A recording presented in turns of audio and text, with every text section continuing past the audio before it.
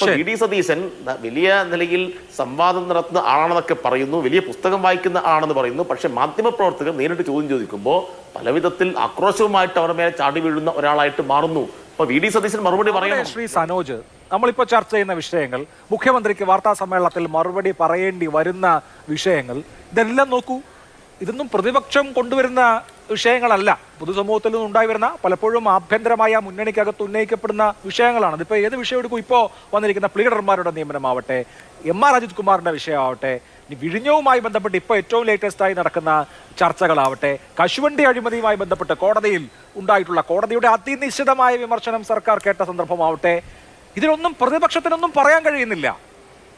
അത് ഏത് തരം രാഷ്ട്രീയ സാഹചര്യമാണ്? അല്ല, പ്രതിപക്ഷം പറഞ്ഞിട്ടുണ്ടല്ലോ. ഇന്നിപ്പോ കഴിഞ്ഞ നിയമമന്ത്രി ആയിട്ടുള്ള പി രാജീവ് പത്രസമ്മേളനം നടത്തിയിട്ട് നിരവധി ചോദ്യങ്ങൾ ഉന്നയിച്ചിട്ടുണ്ട്. ഇന്ന് പി രാജീവ് ഉന്നയിച്ച ചോദ്യം വളരെ ഗൗരവത്തിൽ ചർച്ച ചെയ്യേണ്ട ഒരു കാര്യമാണ്.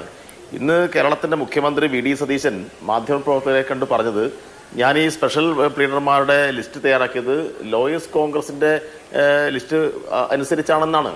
ലോയേഴ്സ് കോൺഗ്രസ് കൊടുത്ത ലിസ്റ്റ് അനുസരിച്ചിട്ടാണോ യഥാർത്ഥത്തിൽ ഈ ഇങ്ങനൊരു നിയമനം നടത്തേണ്ടത്? യഥാർത്ഥത്തിൽ അങ്ങനെ നിയമനം നടത്തണമെങ്കിൽ GP നേരത്തെ ലിസ്റ്റ് കൊടുക്കും. അത് സ്വാഭാവികമായിട്ടും നിരവധി പ്രൊസീജിയറുണ്ട്. അത് നിയമവകുപ്പ് കാണണം, അത് ധനവകുപ്പിലേക്ക് പോകണം, അതുമായി ബന്ധപ്പെട്ട ക്യാബിനറ്റ് നോട്ട് ഉണ്ടാവണം, ക്യാബിനറ്റ് അറിയണം. ഇതൊന്നും അറിയാതെ ഒരു ഔട്ട് ഓഫ് അജണ്ടയുടെ ഭാഗമായിട്ട് ഈ കാര്യങ്ങൾ കൈകാര്യം ചെയ്ത് പോകുന്നത് എന്ത് താല്പര്യത്തിന്റെ ഭാഗമാണെന്നൊരു ചോദ്യം ഇവിടെ പ്രസക്തമായി ഉന്നയിച്ചത് പ്രതിപക്ഷമാണ്. ഇന്ന് പി രാജീവാണ് ആ കാര്യം ഉന്നയിച്ചത്. അതിന് വളരെ കൃത്യമായി മറുപടി പറഞ്ഞു പോവേണ്ടതില്ലേ?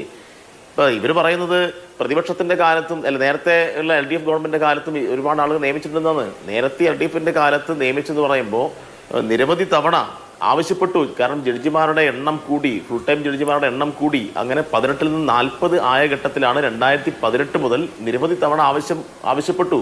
പക്ഷെ അങ്ങനെ ആവശ്യപ്പെട്ട സന്ദർഭത്തിൽ ആവശ്യപ്പെട്ടതനുസരിച്ച് സ്പെഷ്യൽ പ്ലീഡർമാരെ നിയമിച്ചു കൊടുക്കുകയല്ല ഗവൺമെന്റ് ചെയ്തത്.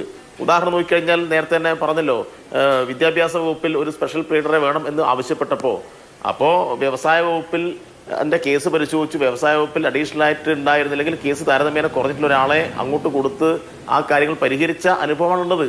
പക്ഷെ ഇവിടെ വി ഡി സതീശൻ ഗവൺമെന്റ് ഈ മുന്നണി അധികാരത്തിൽ വരുമ്പോൾ വലിയ ദൂർത്തിനെ കുറിച്ച് ഇങ്ങനെയുള്ള ചില നിയമനങ്ങളെ ചൂണ്ടിക്കാണിച്ചെല്ലാം വലിയ പ്രതീതി ഉണ്ടാക്കിയിട്ട് ജനങ്ങൾക്കിടയിൽ LDFന്റെ ഗവൺമെന്റ് ഒരു ദൂർത്ത് ഗവൺമെന്റാണ് എന്ന പ്രതീതി ഉണ്ടാക്കിയല്ലോ. ആ പ്രതീതി ഉണ്ടാക്കിയിട്ട് അധികാരത്തിൽ വന്ന ആളുകൾ ഒരു തരത്തിലുള്ള പ്രൊസീജിയറും പാലിക്കാതെ എല്ലാ നിയമങ്ങളും കാറ്റിൽ പറത്തിക്കൊണ്ട് ലോയേഴ്സ് കോൺഗ്രസിന്റെ ലെറ്റർ പേഡിൽ എഴുതി കൊടുത്ത ആളുകളെല്ലാം ഞാൻ നിയമിച്ചിട്ടുണ്ട് എന്ന് പത്രസമ്മേളനത്തിൽ വന്ന് പറയുകയാണ്. ഇതെങ്ങനെ അംഗീകരിച്ചു കൊടുക്കാൻ വേണ്ടി കഴിയും? ഇത് ഒരു ഭാഗത്ത്. മറ്റെന്താണ് വി ഡി സതീശൻ എന്നോടൊന്ന് ചോദിച്ച ചോദ്യങ്ങൾ നിങ്ങൾ നോക്ക്. ഇപ്പം വിഴിഞ്ഞുമായി ബന്ധപ്പെട്ട വിഷയത്തിനകത്ത് വി ഡി സതീശൻ കഴിഞ്ഞ ദിവസം ഒരു പച്ച കള്ളം പറഞ്ഞു. വി ഡി സതീശന്റെ പ്രശ്നം എന്ന് പറഞ്ഞാൽ അദ്ദേഹം ഭംഗിയായി പച്ച നുണ പത്രസമ്മേളനത്തിൽ വന്ന് അവതരിപ്പിക്കുന്നു എന്നുള്ളതാണ്. കഴിഞ്ഞ തവണ പത്രസമ്മേളനത്തിൽ അദ്ദേഹം പറഞ്ഞത് ദേശാഭിമാനി പത്രത്തിലാണ് വിഴിഞ്ഞുമായി ബന്ധപ്പെട്ട ഒരു വാർത്ത, നമ്മൾ മറന്നിട്ടില്ലല്ലോ. ഇപ്പൊ ദേശാഭിമാനി പത്രത്തിലല്ലെന്നും അതിന് മുന്നേ വേറെ പത്രത്തിൽ വന്നിട്ടുണ്ട് എന്നും ഇന്ന് മാധ്യമപ്രവർത്തകർ ചോദിച്ചപ്പോൾ അതിനെക്കുറിച്ച് വി ഡി സതീശൻ ഒന്നും ഉത്തരം പറയുന്നില്ല. ഇങ്ങനെ നിരവധി കാര്യങ്ങൾ നുണയായിട്ട് താർക്കിക യുക്തിയിൽ കുറെ കാര്യങ്ങൾ വന്ന് അവതരിപ്പിച്ച് പോകുന്ന ഒരാളായി കേരളത്തിന്റെ മുഖ്യമന്ത്രി മാറി. ഈ മുഖ്യമന്ത്രി പറയുന്ന കാര്യങ്ങൾ കേരളത്തിലെ KSUവിന് പോലും മനസ്സിലാവുന്നില്ല. കേരളത്തിലെ KSUവിന്റെ സംസ്ഥാന പ്രസിഡന്റിന്, KSUവിന്റെ ജില്ലാ പ്രസിഡന്റുമാർക്ക് ഉൾപ്പെടെ അദ്ദേഹത്തോട് വിയോജിപ്പ് രേഖപ്പെടുത്തേണ്ടി വരികയാണ്. പിന്നെ ഡീലിനെ കുറിച്ചൊക്കെ പറഞ്ഞല്ലോ. ഇടതുപക്ഷത്തിന്റെ ആളുകൾ കേരളത്തിന്റെ അന്നത്തെ മുഖ്യമന്ത്രി പ്രധാനമന്ത്രിയെ കണ്ടപ്പോൾ അന്നത്തെ പ്രതിപക്ഷ നേതാവായിട്ടുള്ള വി ഡി സതീശൻ ഉന്നയിച്ച കാര്യമുണ്ട്. അപ്പൊ പറയും ഡീൽ. ഈ രാജീവ് പി നായരെപ്പോലുള്ള ആളുകളെല്ലാം ഡീലും അതുമായി ബന്ധപ്പെട്ട കഥകളും ഉണ്ടാക്കിയിട്ട് മാധ്യമങ്ങളിൽ സോഷ്യൽ മീഡിയയിൽ വലിയ പ്രചരണം സംഘടിപ്പിക്കും. ഇപ്പൊ എന്താ ഇവിടെ നടക്കുന്നത്? ഞങ്ങള് ഏതെങ്കിലും ഒരു VHP നേതാവോ ഏതെങ്കിലും ഒരു സംഘടനയുടെ നേതാവ് മുഖ്യമന്ത്രി കാണുന്നതിന് ഞങ്ങളെതിരല്ല. പക്ഷേ ഇവർ അതിന് മറുപടി പറയേണ്ടതില്ലേ? ഇന്ന് മാധ്യമപ്രവർത്തകർ മുഖ്യമന്ത്രി ചോദിച്ചല്ലോ, നിങ്ങൾ നേരത്തെ ഇത്തരം കാര്യങ്ങളെല്ലാം ഉന്നയിച്ച കാര്യങ്ങൾ തെറ്റാണ് എന്ന് ബോധ്യമുണ്ടോ എന്ന് ചോദിച്ചപ്പോൾ UDF നേതാക്കന്മാർ, മുഖ്യമന്ത്രി ഉൾപ്പെടെ ആളുകൾക്ക് ഒരു മറുപടിയുമില്ല. അപ്പൊ ഇതെല്ലാം പൊതുസമൂഹത്തിൽ കണ്ടുകൊണ്ടിരിക്കുകയാണ്.